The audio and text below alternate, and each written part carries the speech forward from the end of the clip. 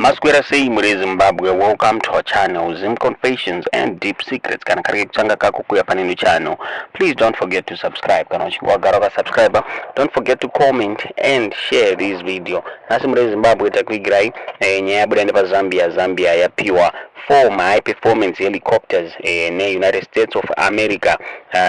Vachinzi these helicopters vamashandise peacekeeping ye UN vachichengetedza region ye SADC muri Zimbabwe pamwe chete neAfrica. Zambia yapiwa mushure mekunge vakaonekwa kunzi they push a notion ye stability and peace mu region ye SADC. Saka vapiwa ma helicopters aya kuti varesponde to anything chine chaitika mu region ye SADC vachishandisa ma helicopters iyaya muri Zimbabwe.